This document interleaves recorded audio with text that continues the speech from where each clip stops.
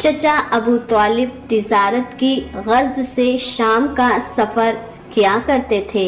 उस दिन भी अबू तालिब शाम की तिजारती सफ़र की तैयारी कर रहे थे। उसी वक्त मोहम्मद सल्लल्लाहु ताला अलैहि वसल्लम आकर कहने लगे, चचा जान, मैं भी आपके साथ शाम के सफ़र पर जाना चाहता हूँ। अबू तालिब उनकी बात टाल ना सके। अगले ही दिन वहाँ तिजारती सफ़र पर रवाना हो गए।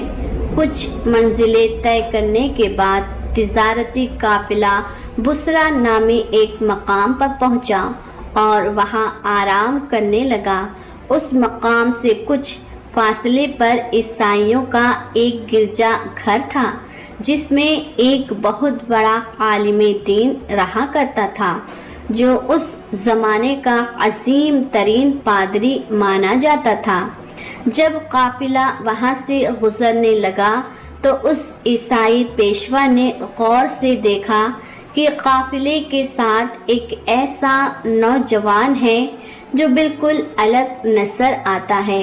उसके बिल्कुल ऊपर एक बादल का टुकड़ा मौजूद था, जो उसके सर पर साया फगन करते हुए साथ साथ चल रहा था।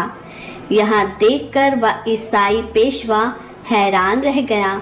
उसने फौरन अपनी मजहबी किताबें खोलकर देखी और समझ गया कि यकीनन इस काफिले में आखिरी ज़माने का नबी मौजूद है।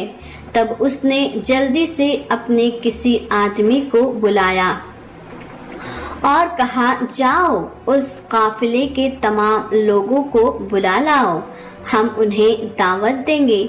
यहाँ सुनकर वह आदमी गया और काफिले के लोगों से कहने लगा, प्यारे भाइयों, हमारे मजहबी पेशवा ने आप सबको दावत पर बुलाया है। बराए करम यह दावत कबूल करें। और फिर काफिले के तमाम अफराद वहाँ गिरजा घर में आ गए। ईसाई पेशवा ने सबको खूब खाना खिलाया। कुछ देर बाद उसने अबू तालिब से कहा, ए काफिले के सरदार, यकीनन इनके वालिदैन का इंतकाल हो चुका है। अबू तालिब ने कहा, जी हाँ, आपका अंदाज़ा दुरुस्त है, उनका इंतकाल हो चुका है। अब मैं इसकी परवरिश कर रहा हूँ। तब ईसाई पेशवा ने कहा, ए काफिले के सरदार, याद रखो, तुम्हारा भतीजा यकीनन अल्लाह अज़्ज़ व जल्ला के आखिरी नबी होंगे। इसकी पीठ पर मोहरे नबूवत साबित है।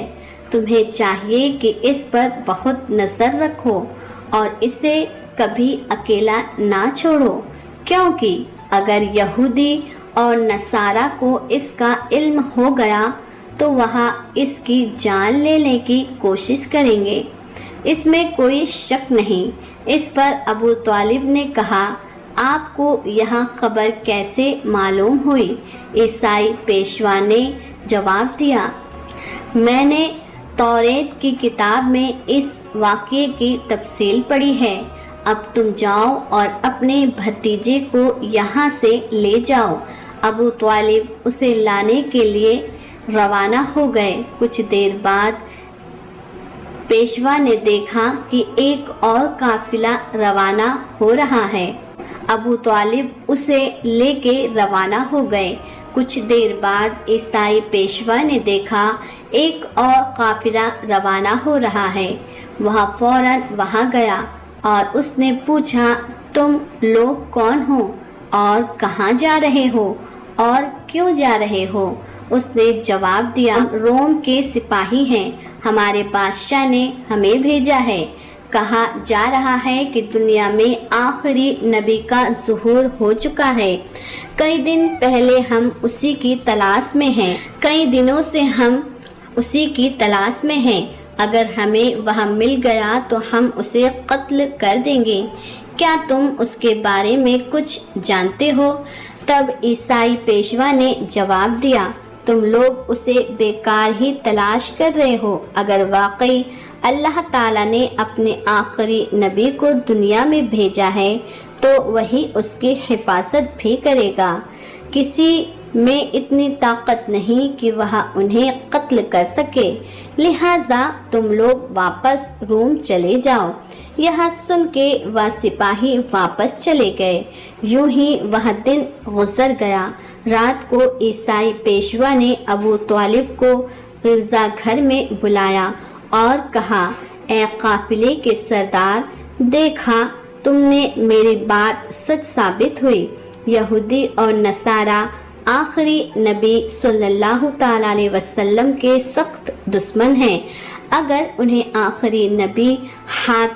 اگر ان کے ہاتھ آخری نبی لگ گئے تو وہ ضرور قتل کی کوشش کریں گے، لہٰذا تمہیں چاہیے کہ اپنے بھتیجے کو لے کر بیرون ملک نہ جاؤ، واپس چلے جاؤ۔ پھر اگلے دن ابو طالب نے بیرون ملک سفر ترک کر دیا اور وطن واپسی کا ارادہ کیا۔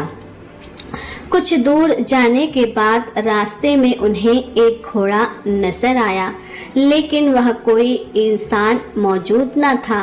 یہ دیکھ کر وہ رک گئے۔ پھر انہوں نے دیکھا کہ ایک آدمی تقریباً مردہ حالات میں پڑا ہے۔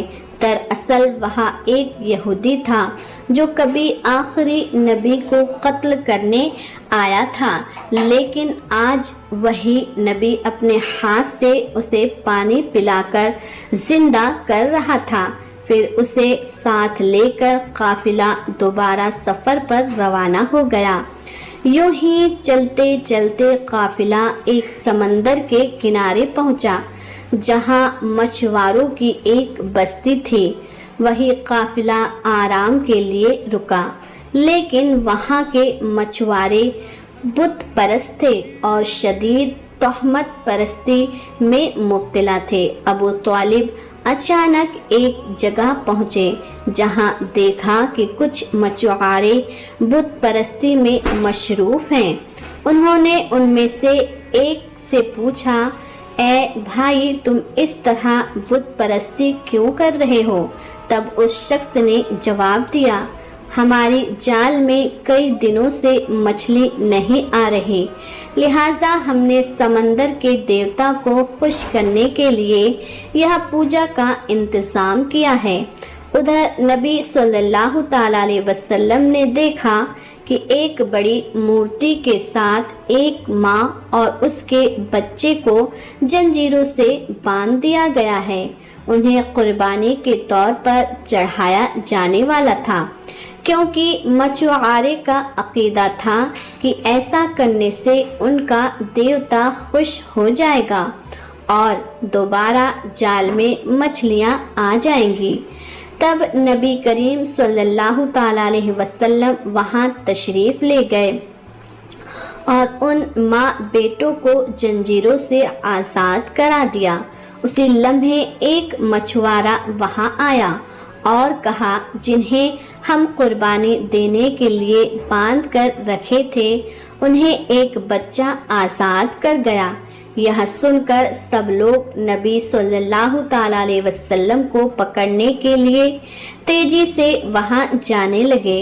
تب چچا ابو طالب انہیں روکنے کے لیے آگے بڑھے اور اسی وقت سب نے دیکھا کہ سمندر کے قریب وہاں بڑی مورتی خود بخود گر کر ٹوٹ گئی اور سمندر میں موجیں اٹھنے لگی اور ان موجوں کے ساتھ ساتھ بہت ساری مچھلیاں اوپر آ گئی۔ یہ دیکھ کر مچھواروں کی پوری بستی کے لوگ بہت سی مچھلیاں پکڑنے میں کامیاب ہوئے اور خوشی خوشی سے جھوم اٹھے۔ یہاں دیکھ کر ابو طالب حیران رہ گئے۔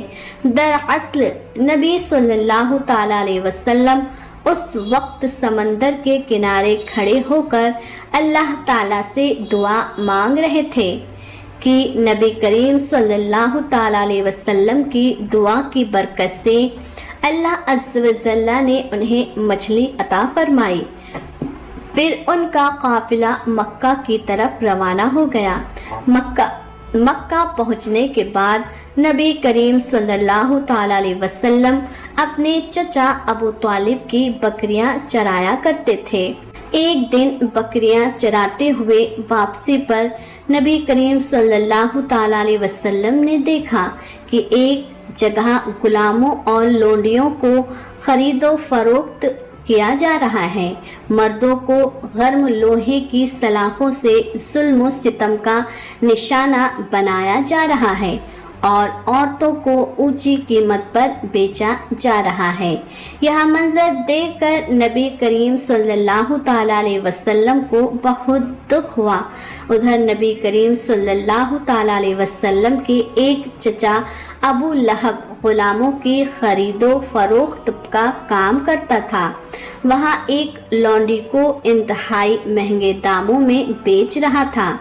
तब उसी लौंडी का शौहर आके कहने लगा, हुजूर आप यहाँ काम ना करें, हमें माफ़ कर दें। वह बहुत आजिज़ी और फरियाद करने लगा, लेकिन अबू लहब उसकी एक ना सुनता। उसी वक्त हमारे आका सल्लल्लाहु ताला अलैहि वसल्लम वहाँ तशरीफ़ लाए और चचा अबू लहब से फरमाया, आप इस औरत को फरोख्त ना करें। तो अबू लहब कहने लगा, मैंने इसे बहुत महंगे दामों में ख़रीदा है, अगर तुम इसकी कीमत अदा कर दो तो मैं इसे छोड़ दूंगा।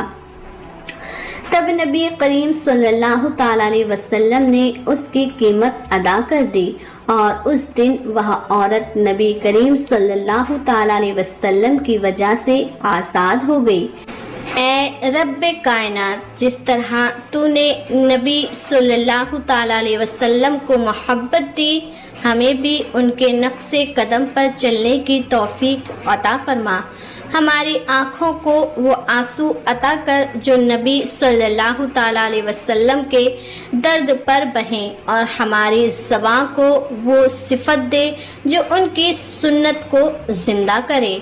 आमीन आमीन रब्बुल आलमीन सल्लल्लाहु ताला अलैहि वसल्लम। वीडियो अच्छी लगी हो तो लाइक करें, चैनल को सब्सक्राइब करें। प्यारे रब्बे अज़ीम के नामों में से एक नाम कमेंट्स में ज़रूर लिखें। जज़ाकल्लाहु खैरा।